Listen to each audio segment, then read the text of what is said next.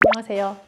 우유를 평생 안 드시다가 어느 70세, 80세 돼서 갑자기 드시는 분은 안 계실 거예요. 그죠? 네. 그래서 뭔가 우유에 대한 내가 노출되었던 마셔보았던 경험치라는 게 개개인마다 다를 수가 있는데요.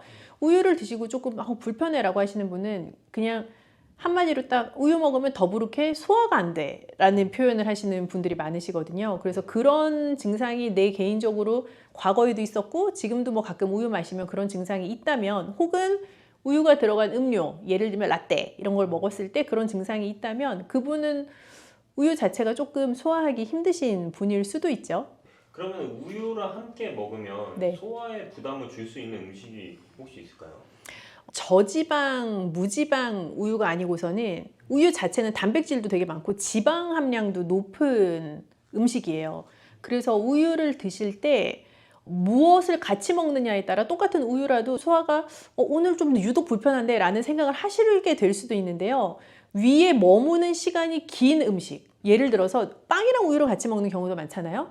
근데 소화 기능도 이렇게 딱 썩 훌륭하지 않은 분인데 통곡물에 탄수화물 밀집적으로 들어있는 그런 빵이랑 우유를 같이 드시면 그 빵 자체가 위에 머무는 시간이 길단 말이죠. 그렇게 우유랑 드시게 되면 조금 힘들 수가 있어요. 그래서 지방이 너무 높은 음식도 우유랑 같이 드시면 위에서 부담이 갈 수 있고요. 단백질 함량이 너무 높은 음식도 우유랑 같이 드시면 힘들 수 있어요. 그러면 고기랑은 절대 안 어울릴 수도 있겠네요.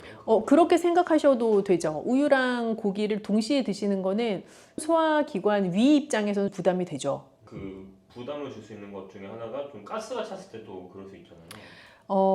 그쵸. 가스가 찬다 하면 사실 이제 위의 문제라기보다는 장애 이슈인 경우가 더 많은데요. 위는 내가 음식을 입으로 섭취해서 식도를 따라 넘기고 나면 첫 번째로 만나는 소화기관이 이제 위의 역할은 강력한 위산을 분비를 해서 단백질을 소화시켜 나가는 게 이제 위의 본연의 기능이에요.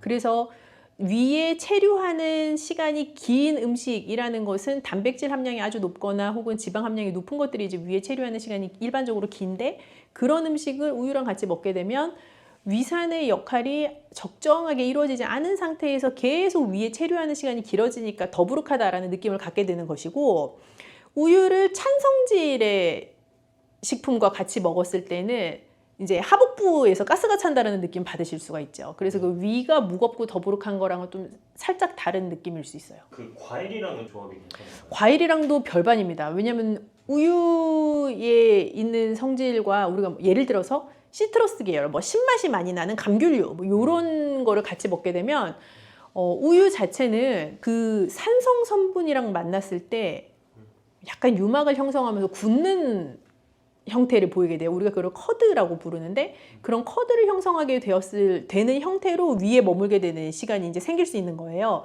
그래서 우유랑 산성 성질이 높은 과일은 궁합이 별로 좋지 않아요. 그리고 찬 성질을 내는 과일과 우유를 함께 먹는 것도 썩 좋지는 않습니다. 우유는 어느 것과도 좀 조합이 안 좋을 것 같은데. 잘 익은 바나나를 우리가 쉐이크를 만들 거다라고 하면 우유랑 같이 넣어서 갈아서 드시기도 하시잖아요. 네. 그건 맛도 괜찮고 또 딱히 내 소화기관에 부담을 주는 형태의 조합도 아니고요. 그 조합에 연두부를 넣어서 같이 가셔도 돼요. 그러면 네, 두부에 있는 단백질도 섭취하면서 아까 단백질이랑 같이 먹으면 위에 머무는 시간이 길다고 하지 않았나? 근데 이 쉐이크, 연두부라는 것으로 만들어진 쉐이크는 이미 많이 갈아진 상태, 부드러운 상태이기 때문에 위에서 그렇게 크게 분해할 일이 많이 없어서 닭고기와 우유를 같이 먹는 것처럼 내 위에 부담을 주진 않아요. 그래서 그런 류의 페어링은 나쁘지 않고, 삶은 달걀과 우유를 같이 먹는 것도 나쁘진 않습니다. 그거는 아주 과량의 단백질이나 조직이 단단하게 형성되어 있는 단백질을 먹는 것은 아니기 때문에 그런 조합도 괜찮아요.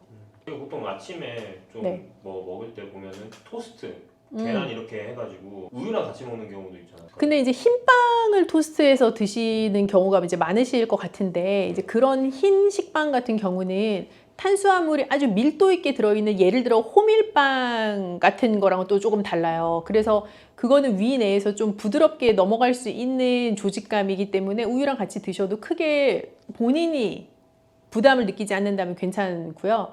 조직감이 아주 딱딱한 그런 빵이랑 우유를 아침에 드시게 되면 조금 부대낀다라는 생각이 드실 수 있죠. 보통 우유를 먹을 때 그 상식적으로 매운 음식 먹을 때도 우유를 좀 같이 먹잖아요. 자극적인 조합이죠. 아, 그래서 매운 음식을 먹어서 내가 불편함을 느끼기 때문에 우유 혹은 쿨피스 이런 거 찾으시는 건데, 내가 매운 음식을 먹었을 때 그 자극성 자체가 내 위 점막에서 느껴진다라는 의미로 해석을 할 수가 있거든요. 그럴 때 이제 우유를 먹게 되면 약간 산성기를 중화시켜주는 형태이기 때문에 편안함을 느끼실 수 있지만, 한편으로는 뭐랄까요, 상처 난 거를 또 다른 걸로 덮는 형태이기도 한 거예요. 그래서 실제 소화의 과정에 있어서는 조금 부담을 가중시키는 행위일 수도 있어요. 근데 이것도 매운 것에 대해서 견디는 역치 자체도 개인차가 있는 것처럼, 매운 거 뒤에 우유를 먹었어. 어떤 분은 너무 괜찮죠. 우유의 효과라는 게 있을 수 있다고 생각하시지만, 어떤 분은 그렇게 드시고 나서 바로 화장실로 달려가시는 분도 있을 수 있거든요. 그래서 각자의 개인차는 분명히 존재할 수 있는 요법이죠. 그러면은 우유를 좀 건강하게 마시려면은 어떻게 마시는 게 좋을까요? 아까 이제 뭐 바나나랑 네네네. 그 연두부를 말씀해 주신 것처럼 좀 우유를 좀 건강하게 잘 먹을 수 있는 방법이 있으면 좀 좋을까요? 일단 우유 자체를 뭐 좋아하시고 소화하시는데 크게 불편함이 없다고 하면, 저는 성장기 어린이들한테는 뭐 무지방 저지방 선택하는 것보다 그냥 일반 흰 우유를 선택을 해서 뭐 잘 익은 바나나나 혹은 오트 그런 거를 넣어서 이제 갈아가지고 먹는 방법도 좋다고 생각하고요. 이제 그 방법이 일반 우유를 그냥 먹는 것보다 조금 더 좋겠다라고 생각을 하는 이유는, 우유 자체의 액체의 흐름성보다 바나나나 귀리를 우유와 함께 갈고 나면 좀 뻑뻑하잖아요. 그래서 목 넘김 자체가 꿀떡꿀떡 이렇게 넘어가지는 않아요. 그래서 먹는 속도도 좀 줄어들게 되고, 그래서 우유를 200ml를 마신다고 해도 그냥 일반 우유 200ml 먹는 거랑 우유 200ml를 넣어서 갈아 놓은 쉐이크를 먹는 거랑 내 위에서 우유가 들어오는 속도가 다르잖아요. 그래서 좀 소화시키는데 오히려 낫다는 생각도 들고, 또 비타민, 미네랄, 바나나에서 오는 거, 그런 거 식이섬유 같이 섭취할 수 있는 방법이기 때문에 더 좋다고 생각 들고요. 뭐 어르신들한테 추천을 드리고 싶은 방법은, 이제 식사를 하시면서 일반 밥이 잘 안 넘어가니까 뭐 죽을 드셔서 조금 부드러운 식사를 하시고 싶거나, 혹은 뭐 누룽지를 끓여서 드시거나 하는 류의 식사를 한 끼 정도 대용하시는 경우가 꽤 있단 말이에요. 근데 그런 류의 식사는 굉장히 탄수화물 편향적인 성격을 가지기가 쉬워요. 그래서 그런 식사를 뭐 한 끼 정도 드시는 분들은 죽을 끓일 때 물을 넣지 않고 우유를 넣어서 같이 끓이는 것도 괜찮아요. 그러면 조금 더 고소한 맛이 나기도 하고, 우유가 가지고 있는 영양 성분도 같이 먹을 수 있기도 하고요.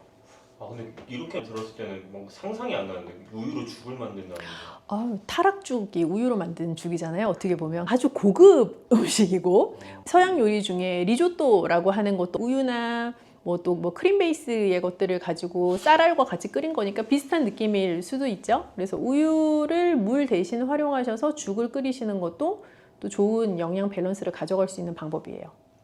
우유를 좀 건강하게 드시고 싶은 분들한테 마지막으로 좀 한마디 해주시면 좋을까요?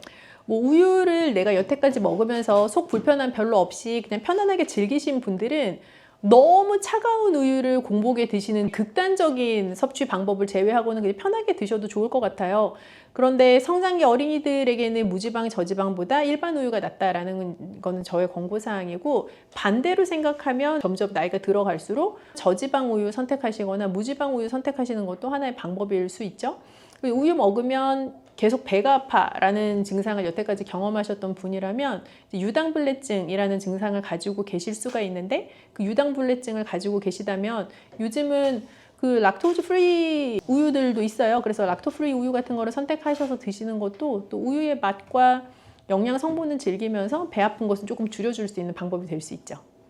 우유를 먹어서 보통 배탈이 난다라고 하는 건 이제 장이 좀 과민해져 가지고 설사를 하는 경우들이 많은데, 반대로 우유를 먹어서 소화가 안 된다는 사람들도 생각보다 제법 많던데. 아까 설명했던 거랑 약간 비슷한 개념이긴 한데, 우유를 먹어서 더부룩하다라는 느낌을 갖는 경우는 대부분 위에서 더부룩하다라는 느낌을 갖는 거고, 우유를 먹어서 가스가 찬다거나 뭐 설사가 난다라고 하는 경우들은 장에서 느껴지는 이제 증상인 경우가 많아서, 위와 장은 물론 연결되어 있는 하나의 튜브이기는 하지만 어떤 사람은 유독 위가 불편함을 많이 느끼고, 어떤 사람은 좀 장 트러블이 많고, 이게 각각 가지고 있는 약점들이 다르잖아요. 소화기관 내에서 이제 그런 것들에 따라 작용을 느끼는 게 좀 다르기도 하죠.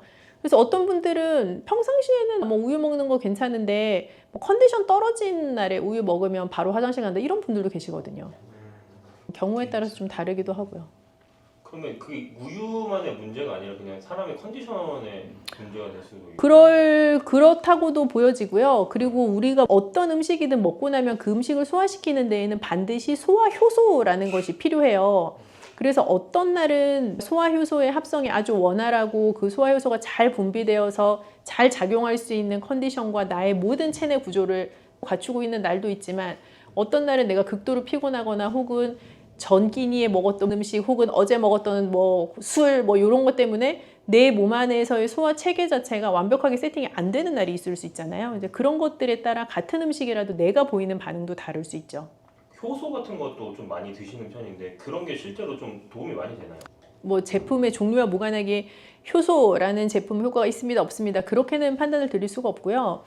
효소라는 것은 원래 내 몸 안에서 만들어지는 물질이에요. 그 효소라는 게 작용을 해서 어떤 특정한 영양소의 소화를 돕게 되기도 하는데요.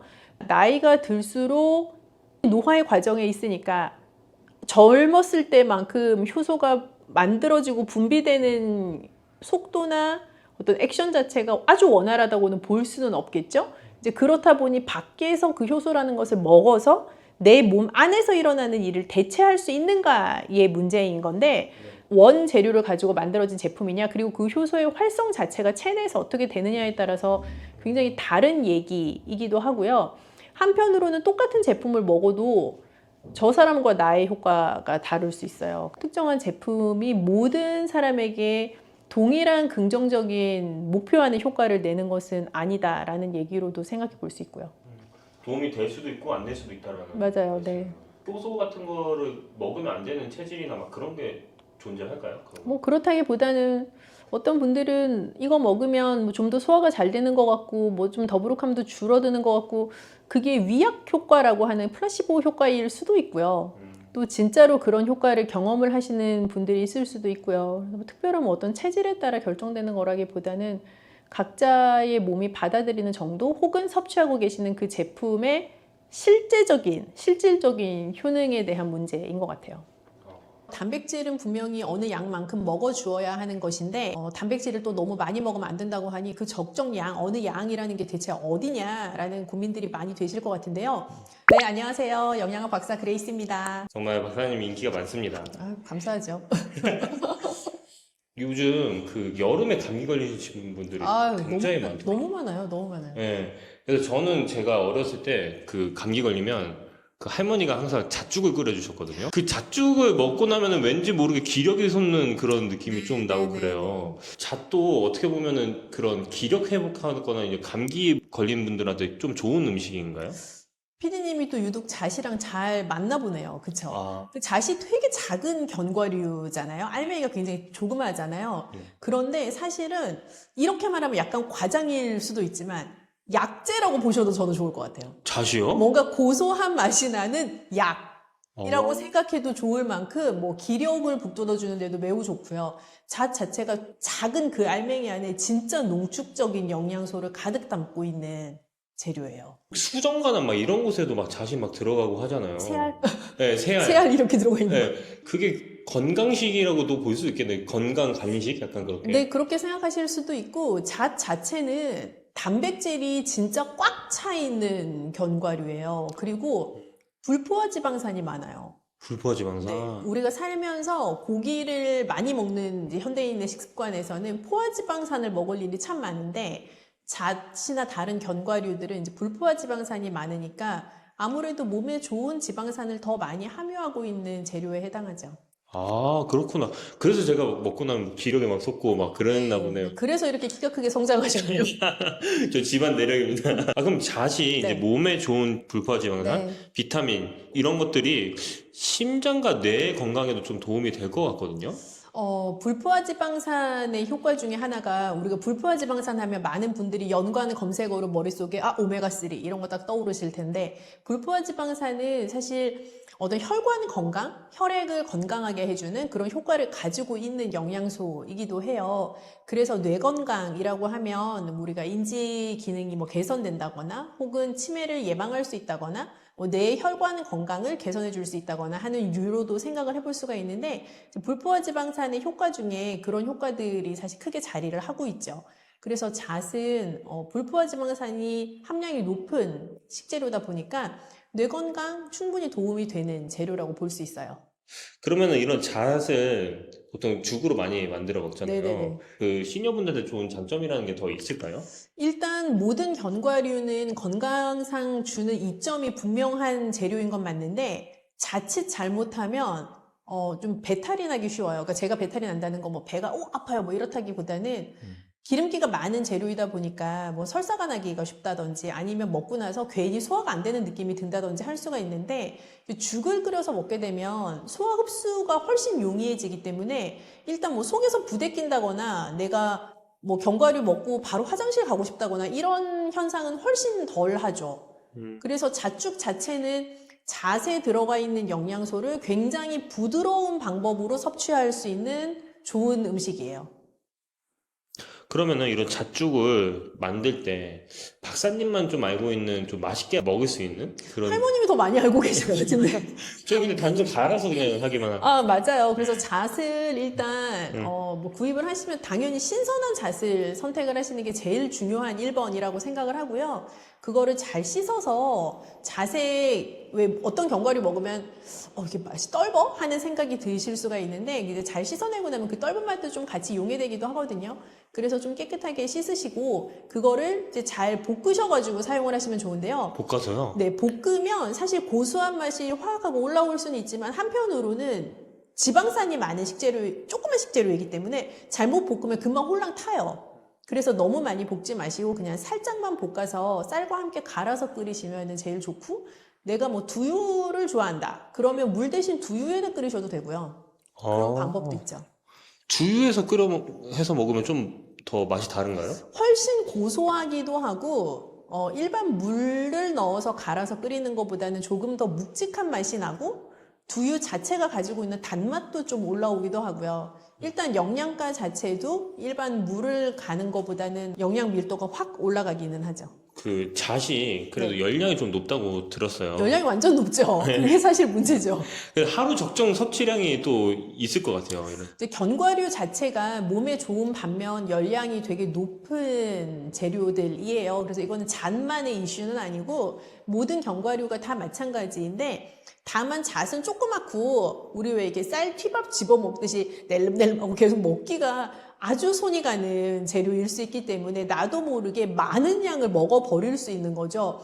그래서 우리가 쌀밥 만약에 먹는다고 하면 보통 한 공기에 300kcal라고 생각하거든요. 근데 잣은 100g에 한 700칼로리쯤 돼요. 그러니까 굉장히 열량이 높은 재료이고 그렇다 보니 나도 모르게 많이 먹을 수 있고 많이 먹으면 열량을 과다 섭취하게 될 수도 있지만 아까 말씀드린 것처럼 과량의 견과류를 먹게 되면 뭐 화장실에 가게 된다거나 소화가 잘 안 된다고 느껴진다거나 하는 류의 불편함을 느끼시게 될 수도 있어요. 그래서 그런 부분들 좀 주의하시면 좋겠고요.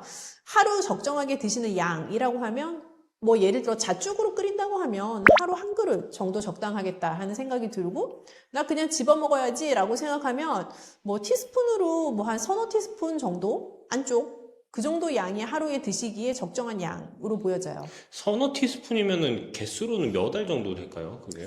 개수로 딱 따지면 뭐 한 30개 더 되지 않을까요? 네. 30개 정도. 이 티스푼을 또 이제 헷갈리셔서 아주 큰 스푼으로 하실 수도 아빠 밥 있으니까. 숟가락 아니고요. 네, 그럴 수 있으니까 티스푼 네. 한 30알 정도로 네. 하는 걸로 알겠습니다. 이런 잣을 먹을 때도 신장에 좀 관심 있는 분들한테 좀 주의할 네. 사항이 있다면 또 어떤 게 있을까요? 일단 많이 드시면 안 돼요. 이게 신장 질환자 분들에게 굉장히 중요하게 다루어지는 1번으로 나오는 것 중에 하나가 모든 것을 정량 섭취한다인데 정량이라 함이 건강한 성인 남성 기준의 정량 이런 개념이라기보단 약간 그거보다 조금 적게 섭취한다라는 개념이 신장 질환자에게 정량이라고 생각을 하셔야 될 것 같아요. 그래서 잣도 굉장히 좋은 식재료인 것은 사실이지만 단백질 함량이 일단 높고 단백질 함량이 너무 높은 음식에 자주 노출이 되면 신장에 무리가 가기 때문에 신장 질환자분들은 우선 고단백 식품 자체를 조금 적게 섭취하셔야 되는 필요성이 있어요. 그래서 잣도 뭔가 내가 잔 맛을 너무 보고 싶은데 몇 알 집어먹기 너무 감질맛 나잖아요. 그래서 뭐 두유랑 같이 뭐 갈아서 조금 소량 드신다든지 혹은 잣죽으로 끓여서 소량 드신다든지 하는 잣의 풍미는 내가 마음껏 즐기면서도 또 너무 과량 섭취해서 오는 문제는 방지할 수 있는 그런 방법들을 택하시면 더 현명하게 드실 수 있어요. 고단백 식품이라고 말씀드리긴 했었는데 확실히 그냥 신장이 좀 아프신 분들은 근육 감소도 같이 오기는 하잖아요. 그래서 이럴 때 또 어떻게 해결해야 될지 또 그래서 궁금하게. 그게 참 어려운 문제예요. 단백질은 분명히 어느 양만큼 먹어주어야 하는 것인데, 단백질을 또 너무 많이 먹으면 안 된다고 하니 그 적정 양, 어느 양이라는 게 대체 어디냐라는 고민들이 많이 되실 것 같은데요. 제가 다른 편들에서도 계속 설명을 드린 것처럼 나에게 필요한 단백질 양이라는 것을 정해놓고 그걸 하루에 3번이나 4번에 나누어 먹는 것이 굉장히 중요해요. 그래서 하루 한 끼에 하루에 필요한 모든 단백질 양을 다 먹는다라는 개념보다 양을 설정해 놓고 그거를 3 또는 4등분을 하셔서 하루에 쭉 나눠서 드시는 것이 제일 중요한 지침이라고 생각하시면 좋을 것 같아요. 네. 안녕하십니까. 오늘 잣죽을 좀 알려주신다고. 아, 그렇죠. 네. 네. 잣죽은 어떻게 보면은 뭐 잣을 넣고 밥 넣으면 끝이라고 저는 개인적으로 생각이 드는데, 네네네. 셰프님만의 좀 잣죽을 만드는 그런 특별한 노하우가 있을까요? 잣죽을 맛있게 끓이려고 저도 노력을 하다 보니, 네. 원재료를 많이 넣거든요. 그러면 잣을 많이 넣게 되겠죠? 네. 잣이 근데 좀 비싼 원재료잖아요. 네. 가평, 잣 하면은 이게 쿠팡 치시면 13만 원, 14만 원, 약간 파지잣 같은 경우에도 11만 원 키로에. 너무 비싸잖아요. 네. 어쩔 수 없게 수입을 쓰게 되는데 수입 잣도 중국산 같은 경우가 7만 원, 6만 원 정도에 거래되거든요. 너무 비싸다. 네. 그렇다고 잣을 조금 넣게 되면 맛이 없잖아요. 네. 그래서 저희는 잣에다가 특별한 것을 더 넣어요. 그래서 특별한 거요? 네, 더 맛있게 하면서도 가격을 좀 세이브할 수 있는. 가성비 있게 고객한테 제공할 수 있는 그런 재료가 있죠. 그게 어떤 건지 알려주실 수 있을까요? 그게 영업 비밀이에요. 아, 영업 비밀이요? 네. 아, 그러면은 저희 구독자들한테만 네. 살짝 이렇게 좀 그러면 귓속말로 좀 말씀해 주실 수 있을까요? 조용히 얘기 드릴게요. 요게 잣이잖아요. 네. 이런? 그게 뭐예요? 이게 바로 그 캐슈넛이에요, 캐슈넛. 캐슈넛? 네, 캐슈넛 많이 드셔보셨죠? 견과류 많이 네. 있거든요. 네. 근데 이 캐슈넛을 저도 먹어보면, 뭐, 견과류도 여러 가지가 있거든요. 호두도 있고, 아몬드도 있고, 다양한 견과류들이 있잖아요. 그런데, 잣이랑 맛이 잘 안 어울려요. 그런데 이 캐슈넛 같은 경우가 불려서 뭔가를 갈아서 먹어도 고소함이 살아있기도 하고, 다른 이질감이 없고, 잣이랑 가장 어울리는 식재료 중에 하나입니다. 아, 그렇구나. 그러면 이거 비율은 어느 정도로 보통 하세요? 잣이랑 잣이랑 캐슈넛 같아요. 1대1 비율로 해요. 아, 네네. 그람수로 1대1로 가나요? 네네네네. 아, 그래서 잣죽 하나 하면 한 20g, 20g 정도? 해서. 그렇구나. 음. 그럼 혹시 또 어느 회사 제품을 쓰는지 또 알려주실 수 있을까요? 또 이게 또 영업 비밀인데, 그러면. 그러면 이렇게 하는 거 어떨까요? 네. 구독과 좋아요 누른 사람들한테만 알려주겠다. 그렇죠. 구독과 좋아요 눌러주신 분들한테 알려드립니다. 짜자잔. 자, 뭔가요, 이게? 다맘이라는 브랜드의 네. 캐슈넛 제품이에요. 와. 제가 여러 가지 캐슈넛 써보긴 했지만, 제일 프레시한 상태에서 뭐 쩐내 같은 거 안 나고 가격도 저렴하고, 그리고 배송도 잘 되는 곳입니다. 다맘이라는 곳에서 이렇게 잣도 나옵니다. 아, 여기가 그래서- 다른 데에 비해서 좀 저렴한 편인가요? 전 항상 볼 때 가격만 보는 게 아니라 품질도 보는데 제가 원하는 품질의 가격이 저렴해요. 그래서 잣이나 이런 견과류들이 오래되면 약간 얘도 산패되고 얘네들은 완전 신선하고요. 그리고 저희는 이제 이 견과류를 냉동고에 보관하거든요. 그러다 보니까 이제 변화도 없고 저는 잘 쓰고 있습니다. 잣죽은 정말 간단합니다. 이 물을 한 3분의 2컵. 3분의 2컵. 되게 조금 넣네요? 아니, 한 컵 정도 해야 될 것 같아요. 한 컵도 되게 조금 것 같은데요. 네. 왜냐면 잣과 캐슈넛 갈 때 물이 들어가요. 얼마나 들어가나요? 한 컵 정도 들어갈걸요? 아, 그러면은 이거 맞는데 한 2컵 정도 들어간다고 네, 볼 수 맞아요, 있겠네요. 맞아요. 얘는 처음부터 저는 그냥 쉽게 그냥 여기다 그냥 다 이렇게 넣어주세요. 그리고 아, 고소한 냄새가 여기까지 나는데요? 네. 아까우니까. 디테일이 있네요. 이거 아까우니까 물로 이렇게 해가지고. 네, 이게 다 비싼 잣과 캐슈넛이잖아요. 그렇죠. 네, 그래서 얘가 넣고, 그리고 여기에다가 그냥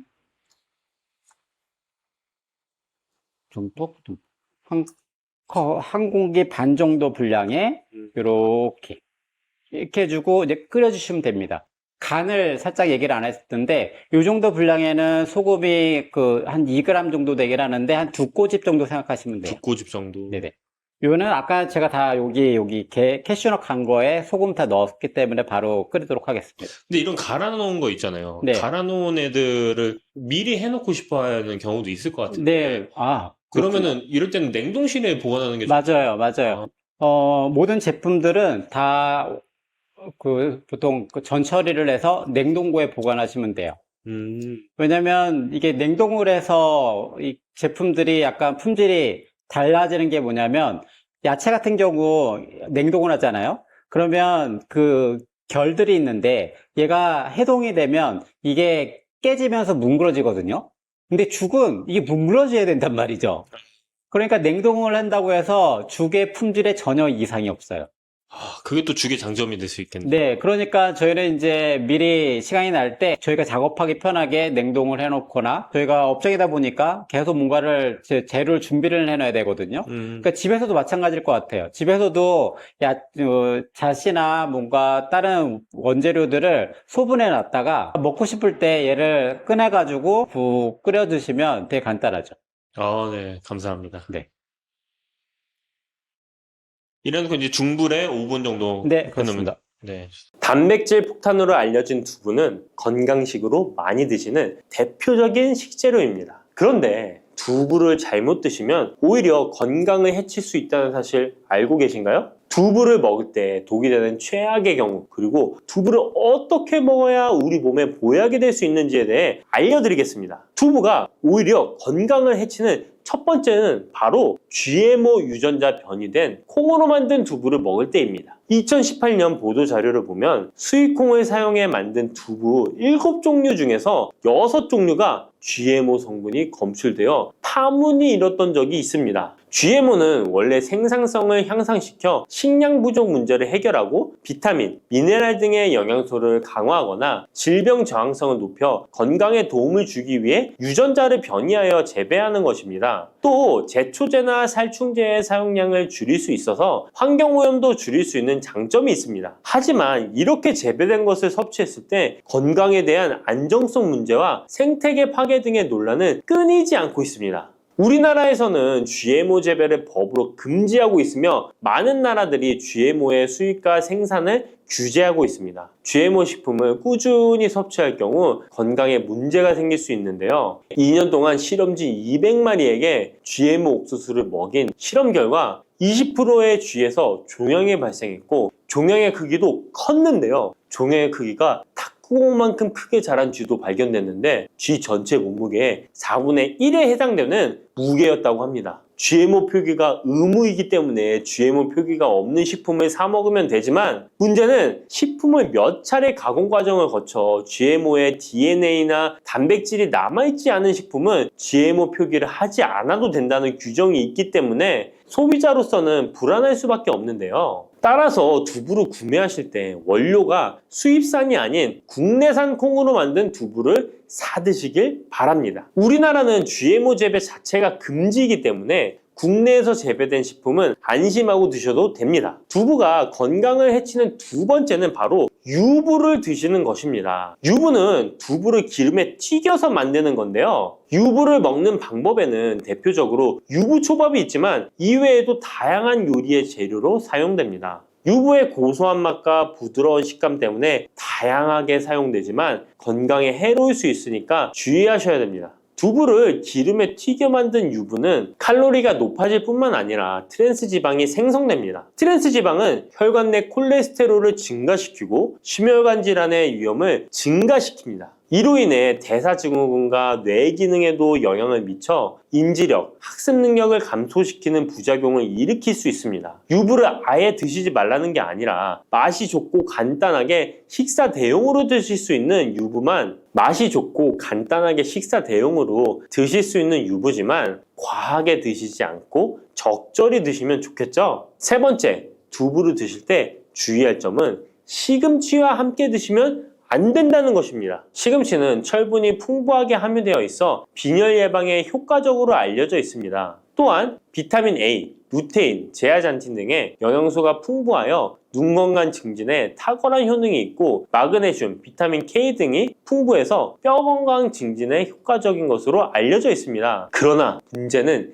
시금치에 함유된 옥살산입니다. 이 옥살산이 두부의 칼슘과 결합하여 수산칼슘이라는 성분이 만들어지는데 이 성분이 결정을 이루어 신장이나 요로에 쌓여 결석이 됩니다. 신장결석, 요로결석이 되어 극심한 통증을 유발할 수 있다는 것입니다. 시금치를 드실 때는 두부와 같이 칼슘이 많은 음식을 피하시고 별도로 섭취하시는 게 좋겠습니다. 네 번째, 두부를 드실 때 오히려 해가 되는 경우는 갑상선이 약하신 분들입니다. 두부에는 사포닌이라는 성분이 함유되어 있는데 사포닌을 많이 섭취하게 되면 요오드가 몸 밖으로 과도하게 배출될 수 있습니다. 요오드는 갑상선 호르몬의 합성과 조절을 돕는 아주 중요한 성분인데요. 요오드가 부족하게 되면 갑상선 호르몬인 티록신의 생성이 부족하게 되어 갑상선의 기능을 제대로 하지 못하는 상황이 발생할 수 있습니다. 이렇게 되면 갑상선 저하증이 생길 수 있고 무기력해지고 피로가 회복이 잘 안 되며 우울증, 부종, 집중력 저하 등의 다양한 증상을 야기할 수 있습니다. 갑상선에 문제가 없는 분이라면 두부를 많이 드셔도 문제가 되지 않지만 이미 갑상선이 약하신 분들에게는 안 좋은 영향을 줄 수 있는 것입니다. 그렇다면 두부는 어떻게 드셔야 두부의 효능을 최대한 높일 수 있는지 알려드리겠습니다. 두부는 기본적으로 단백질이 풍부한데 이뿐만 아니라 리놀렌산, 레시틴, 피토스테롤 등의 성분이 풍부해서 몸 안의 콜레스테롤 수치를 낮춰주고 혈액순환을 원활하게 해서 동맥경화, 심근경색, 뇌출혈 등의 심혈관 질환을 예방할 수 있습니다. 또한 두부는 체력과 근력을 유지하는 데 큰 도움을 주는데요. 바로 두부의 풍부한 단백질 때문이죠. 근육은 매일 일정량이 새로운 근육으로 대체되기 때문에 매일 단백질을 공급해줘야 되는데요. 우리 몸에 단백질을 공급해주기 위해 정말 유용한 음식이 두부인 것이죠. 또한 두부에는 콜린이 풍부한데 콜린은 알츠하이머성 치매를 예방하는데 탁월한 효능을 발휘하게 됩니다. 두부는 탈모 예방에도 도움이 되는데요. 머리카락의 원료인 단백질을 보충하는데 도움이 될 뿐만 아니라 이소플라본이 풍부해 남성 호르몬을 조절해줍니다. 따라서 호르몬성 탈모 예방에 도움을 줄 수 있는 것입니다. 또한 두부는 건강하게 장수하는 데 도움이 되는데요. 많은 과학자들의 연구 결과 건강하게 장수한 사람들의 특징이 식물성 단백질을 꾸준히 섭취했다는 사실을 발견했고 동물성 단백질을 식물성 단백질로 바꿔 섭취했을 때 사망의 위험성이 낮아진다는 연구 결과도 있습니다. 이러한 효능이 극대화가 되려면 소화 흡수가 잘 되어야겠죠. 두부 중 소화 흡수가 가장 잘 되는 것이 바로 순두부입니다.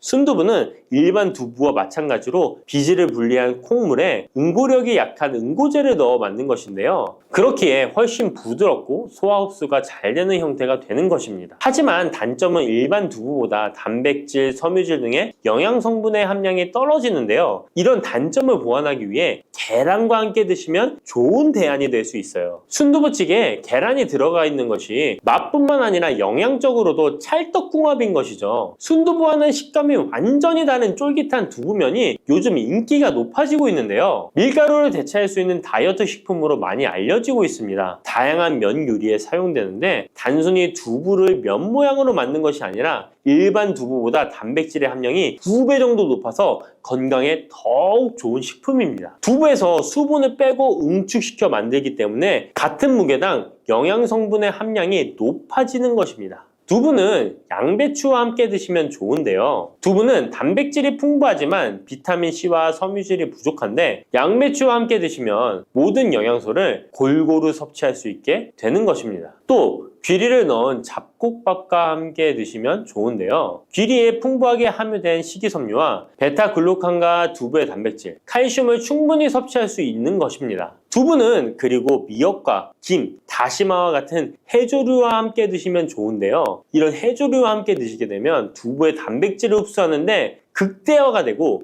두부의 사포닌으로 인한 요오드 배출을 해조류의 풍부한 요오드 성분이 상쇄시켜 줄 수 있는 것입니다.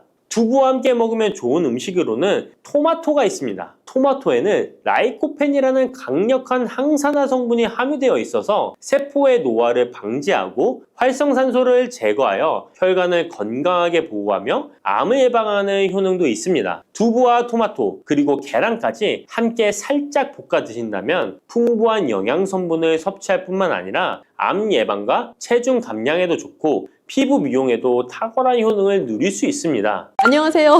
저는 영양학 박사입니다. 그레이스라고 불러주시면 좋을 것 같고요. 숙명여대 식영과에서 겸임교수하고 있고 또 영양 관리하는 회사도 대표로 운영하고 있는 여러분들의 먹는 모든 것을 책임져 드릴 그레이스입니다. 반갑습니다. 사실은 지금 네. 저희 구독자분들이 신장 쪽에 네네네. 엄청 관심이 많으세요. 네. 어떻게 하면 신장 쪽에 좋은 음식을 어떻게 먹어야 될지 그런 것도 네. 관심이 많으시는데 사실 신장이라는 조직은 우리가 무언가를 먹었을 때에 모든 최종 배출을 담당해야 하는 기관이에요. 그렇다 보니까 평생을 살면서 이 신장을 가지고 나의 모든 먹는 걸 대사하고 마지막 찌꺼기 배출까지 완료가 되어야 내 몸의 대사가 완벽하게 진행이 되는 건데 우리 되게 오래 살잖아요. 그러니까 슬슬 신장이 지쳐가는 상태로 노화가 일어나게 되고 당뇨나 고혈압 같은 질환이 있으시면 신장이 같이 부가적으로 안 좋아져요. 그래서 우리나라의 당뇨병 유병률, 고혈압 유병률이 올라가면서 신장병에 대한 유병률이 같이 상승하고 있는데 아주 특징적으로 요즘은 젊은 신장병 환자가 많아요. 신장병 환자들의 나이가 점점 내려가고 있어요. 그래서 예전처럼 정말 시니어만을 위한 질환이 아니라 20대, 30대 분들도 나 체중 체크하는 것처럼 신장 수치 어떤지 한 번씩은 체크해 보실 필요도 있어요. 신장이 안 좋아지면 어떤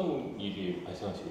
신장이 안 좋아지면 일단 찌꺼기를 배출하고 여과하는 작용 자체가 현저하게 낮아지는 건데요. 사실 신장이 단독으로 노는 기관이 아니라 이름도 보시면 신장 되게 비슷하잖아요. 그래서 심장의 역할과 작용, 신장의 역할과 작용이 서로 연결되어 있기도 해요. 그래서 우리가 고혈압 심각해지면 심혈관 질환 올 수 있다라는 얘기 하잖아요. 그러면 자연스럽게 신장 질환이 합병증으로 올 수도 있는 거예요. 또 당뇨병도 내가 생기게 되면 당뇨병성 신증이라고 해서 당뇨 환자에게 신장 질환이 동시에 나타나는 합병증으로 진행이 될 수도 있어요. 신장이 좀 건강해지려면 종합적으로 건강관리를 잘해야 합니다. 맞아요. 그래서 만성 질환이라고 부를 수 있는 대표적인 2대 질환인 고혈압, 당뇨 이 두 개만 잘 관리를 하시면 신장 질환이 합병증으로 나타나는 것은 최소한 막을 수 있고 또 신장 질환이 위험한 이유는 건강하게 돌릴 수 있는 방법이 없어요. 신장 질환은 한 번 시작되면 그냥 안 좋아지는 쪽으로 계속 가는 거예요. 예를 들어서 내가 고혈압 위험군이다, 당뇨 위험군이다 경고를 들으면 운동도 하고 식사 조절도 하고 하면서 다시 정상 수치로 돌이킬 수 있는데 신장은 특징적으로 그렇게 안 돼요. 속도를 줄일 수 있을 뿐이지 그냥 안 좋은 방향으로 계속 가는 거예요. 그렇기 때문에 더 안 좋아지기 전에 내 스스로 관리하는 게 굉장히 중요한 질환인 거죠. 그럼 내 스스로 관리할 수 있는 방법 중에 어떤 종류가 있는지 설명해 줄 수 있을까요? 사실은 거의 유일하고도 아주 중요한 게 식사 관리인데요. 먹는 것을 관리하는 것은 아주 중요해요. 그래서 특히 뭐가 중요하냐면 소금 섭취. 그러니까 고혈압 환자랑 같아요. 나 저염식 먹는 거 그리고 평생 지속할 수 있는 저염식 하는 거 굉장히 중요하고요. 두 번째는 단백질. 요즘 보통 머슬업 할 거야 그 단백질 엄청 많이 드시고 50대, 60대 되신 분들도 단백질 챙겨 먹어야 근 감소증 안 온다 하면서 많이 챙겨 드시잖아요. 그런데 신장이 안 좋아지기 시작하면 단백질이라는 영양소는 굉장히 신장에 무리가 가는 영양소가 돼요. 그래서 적정량만큼의 단백질을 챙겨 드시는 게 굉장히 중요하고 또 다음 세 번째는 인과 칼륨이라고 하는 우리 몸에서 정상적인 대사에 꼭 필요한 미량 영양소이지만 신장에는 무리가 될 수 있는 미량 영양소 그걸 잘 적정한 양만큼 섭취하는 게 중요해요. 근데 신장병 환자들에게 제가 적정량이라는 단어를 쓰는 게 참 죄송한데 대체 적정량이 뭐냐라고 많이 물어보시거든요. 단백질의 적정량은 쉽게 탁구공 크기 생각하시면 될 것 같아요. 탁구공을 생각하시면 딱 그냥 그 정도 양만큼 내가 한 번 먹을 때 먹는다라고 생각하시면 대부분 한국인 성인한테서는 적정한 양에 해당할 수 있어요. 칼륨이나 이런 걸 조심해야 된다고 말씀하셨는데 네네. 어느 정도까지 조심해야 되는지 솔루션이 혹시 있으신가요? 네, 그 신장병 환자분들의 문의가 워낙 많아서 사실 저희가 되게 사명감을 가지고 쓴 책이 바로 이것입니다. 이게 뭔가요? 콩팥병을 이기는 매일 밥상이라는 책인데 사실 콩팥이라는 게 우리 신장을 부르는 순우리말 이름이거든요. 그래서 콩팥병을 이기는 매일 밥상 보시면 사실은 이 콩팥병이라는 게 제가 이긴다라는 표현을 썼지만 엄밀히는 장기적으로 관리를 하면서 나랑 평생 같이 가는 상태예요. 저는 심지어 질환이라고도 딱히 부르고 싶진 않아요. 콩팥병의 상태를 잘 관리하면서 갈 수 있는 방법을 이 책에서 여러 가지 조언을 드리고 있는데요. 콩팥병을 진단을 받으시게 되면 저는 꼭 기억하셔야 될 가장 중요한 게 여태까지 내가 알고 있었던 내 몸에 좋다고 생각했던 것이 나에게 이제 더 이상 좋지 않을 수도 있다라는 생각을 하셔야 돼요. 왜냐하면 단백질 여태까지 되게 중요하다고 생각하셨죠? 견과류 맨날 좋다고 몸에 챙겨 드셨죠? 흰밥보다 잡곡밥 더 좋다고 생각하고 챙겨 드셨죠? 빵도 뭐 심지어 흰빵보다 잡곡이 들어간 빵이 좋다고 생각하고 드셨을 텐데 등등 이러한 것들이 콩팥병 환자에게는 반대로 적용하셔야 돼요. 단백질도 소량씩 잘 나누어서 적정량 드셔야 되고 견과류 인칼륨이 많아서 그렇게 안 챙겨 드셔도 되고요. 잡곡밥도 칼륨이 많아요. 그래서 흰밥이 낫고요. 빵을 선택하실 때도 잡곡빵보다 오히려 흰빵이 나을 수 있어요. 그리고 채소류도요. 너무 많이 먹으시면 애매해요. 애매하다 함은 우리 나물 몸에 좋다고 막 열심히 많이 드시잖아요. 신장병 환자는 나물 많이 드시면 칼륨 함량이 너무 높아서 오히려 신장에 무리가 갈 수 있어요. 그렇게 내가 여태까지 알던 건강한 식생활에 대한 상식을 한번 뒤집어야 되는 이벤트가 바로 신장병을 진단받는 그 순간입니다. 사실은 물에 빠진 고기는 고기로 취급 안 한다는 분들 많으시지만 신장병 진단 받으시면 구워 먹거나 볶아 먹거나 이런 조리법보다 사실 물에 빠진 게 훨씬 좋아요. 고기도 물에 삶아 드시는 게 좋고요. 그럼 뭐 우리나라식으로 치면 보쌈이나 수육이나 그런 메뉴들이 이제 해당할 수 있겠죠. 그래서 기름기가 없는 부위를 선택하셔서 잘 삶아서 드시는 조리법이 좋고 채소도요. 볶아가지고 먹고 하는 것보다 물에 좀 데쳐서 담가 놓았다. 그랬다가 한번 살짝 저염으로 묻혀서 드시는 그게 물에 담그는 과정에서 칼륨의 수용성이기 때문에 많이 용해돼서 나가거든요. 그래서 그렇게 드시는 게 좋아요. 그러면은 양념 같은 것도 좀 조심해야 되겠어요. 네, 양념은 무조건 저염입니다. 저염이라고 하면 맛없겠다 그런 생각 많이 하시고 사실 맛없어요. 그렇게 저염으로 드시면. 그런데 이 맛을 어떻게 살릴 수 있느냐가 사실 핵심이고 기술이잖아요. 저염이라고 하면 우리가 많이 쓰는 소금, 간장, 된장, 고추장 이런 무슨 장으로 끝나는 거 많이 안 쓰는 게 저염인데 그럼 뭐 딴 거를 써야 맛있을 거잖아요. 그래서 권장할 수 있는 게 좋은 식초, 레몬즙, 좋은 카레가루, 염분이 낮지만 나의 입맛에 또 다른 킥을 줄 수 있는 양념을 쓰시면 좀 맛있게 식사를 하시면서도 또 동시에 저염으로 즐길 수 있는 방법이 돼요. 좋은 식초가 어떤 게 좋은 식초, 제가 이렇게 말씀드리면 좀 배신감이 느껴지실 수 있지만 모든 좋은 식재료는 사실 가격과 비례하거든요. 비쌀수록 좋다는 예, 식초는 사실 비쌀수록 좋은데 비쌀수록 좋다라는 것도 잘 생각을 해보셔야 되는 것이 무조건 비쌀수록 좋은 게 아니라 뒤에 성분을 보았을 때 추가적으로 당이 포함되어 있거나 무언가 이걸 인공적으로 발효를 했거나 하는 거 말고 자연 발효로 끝까지 나한테 전달될 때까지 추가적인 당의 애돈 없이 나온 식초가 좋은 식초죠. 그럼 발사믹 같은 게 좋은 예시가 될 수 있나요? 발사믹도 종류가 굉장히 많아서 모든 발사믹이 방금 제가 말씀드린 기준에 해당하는 것은 아니고요. 그래서 자연 발효된 식초를 찾아보겠다라고 생각하시면 좋을 것 같아요. 그럼 마늘은 어떤가요? 마늘은 좋은데 마늘이 또 제가 좋다고 말씀드리면 막 하루에 한 줌씩 드실까 봐 이게 또 감이 너무 좋다고 말씀 못 드리는데 모든 건 적정량이라고 말씀드렸잖아요. 우리가 곰이 사람 되려고 마늘 먹는 거 아니기 때문에 적정량을 드시는 게 일단 중요해요. 한 번 드실 때 한 2쪽, 3쪽 정도는 괜찮을 것 같아요. 그리고 생마늘 드시면 속이 아리는 분들이 있어요. 마늘의 성분 중에 속을 좀 자극할 수 있는 성분이 있기 때문인데 신장병 앓으시는 분들 중에서는 식사하는 재미가 없다라고 말씀하시는 분들이 많으시거든요. 그만큼 가려야 되는 식재료가 많기 때문인데 마늘도 좋다고 해서 생마늘 막 이렇게 드시면 그렇지 않아도 약간 식욕과 밥맛이 떨어진 상태에서 더 속이 불편하실 수가 있어요. 그래서 약간의 올리브유 같은 데 잘 구워서 드시는 것도 방법일 것 같아요. 콩팥을 좀 잘 관리하고 싶으면 네. 절대 피해야 되는 음식도 있을 것 같아요. 절대 피해야 되는 것은 우선 너무 가공이 많이 된 거. 이거는 사실 콩팥병 환자뿐만 아니라 모든 현대인이 일단 절대 피하면 좋은 것 중에 하나인데요. 왜냐하면 가공이 많이 됐다라는 것은 그냥 내가 상상해 볼 때 공장에서 많은 프로세스가 진행된 거를 피하겠다라고 생각하시면 돼요. 만약에 당근을 먹겠다? 그럼 밭에서 농부 아저씨가 기르고 그거를 캐서 유통하는 업자가 마트까지 갖다 놓으면 내가 먹는 거잖아요. 얘는 공장에 안 들어간단 말이에요. 그런데 무슨 햄 이러면 뭘 잡아서 갈아서 모든 과정이 공장에서 다 진행이 되고 중간에 중간중간 이 햄을 좀 더 빨갛게 보이게 하기 위한 혹은 더 맛있게 보이게 하기 위한 더 반짝거리게 하기 위한 각종 첨가물들이 들어가잖아요. 그래서 그런 공장에서 벌어지는 단계가 최소화된 것이 사람한테 좋은데 그것이 특히 신장병 환자한테는 더 그래요. 그래서 가공식품이나 초가공식품은 우선 피해 주시면 좋을 것 같아요. 고칼륨 식품은 슬프지만 녹색 잎채소는 고칼륨 식품입니다. 그래서 나물을 만들어 먹을 수 있는 모든 채소는 우선 고칼륨이라고 생각을 해주시면 좋을 것 같아요. 그래서 고칼륨 채소이지만 사실 내 몸에 필요하고 먹어야 되잖아요. 그렇기 때문에 저희가 권장드리는 방법은 채소를 사서 찬물에 1시간 정도 이렇게 담궈 놓고 그러면 이 칼륨이 수용성으로 용해되고 또 다시 한번 나물 조리하듯이 데쳐요. 그러면 끓는 물에서 다시 한번 칼륨이 용해가 돼요. 그 상태에서 저염 양념으로 살짝 묻혀 드시는 것은 고칼륨인 채소를 중칼륨이나 저칼륨으로 바꿀 수 있는 방법이 돼요. 음료는 색깔 짙은 음료는 피한다고 생각하시면 돼요. 예를 들어서 콜라, 이런 색깔이 진하잖아요. 그런 음료들은 인 함량이 높아요. 음료도 공장에서 나오는 제품이잖아요. 공장에서 나오는 제품들은 대부분 인이라는 영양소가 여러 첨가물에 많이 들어가 있기도 하기 때문에 인 함량이 높아요. 그래서 가공식품이 인 함량이 높은 것처럼 공장에서 나오는 다양한 종류의 음료들도 인 함량이 높은 경우가 많은데 특히 색깔이 짙은 탄산음료일수록 그럴 수 있다라고 생각하셔도 거의 무방할 것 같아요. 제로는 대체당을 썼다 뿐이지 똑같습니다. 그래서 제로 음료도 신장병 환자한테는 좋지 않습니다.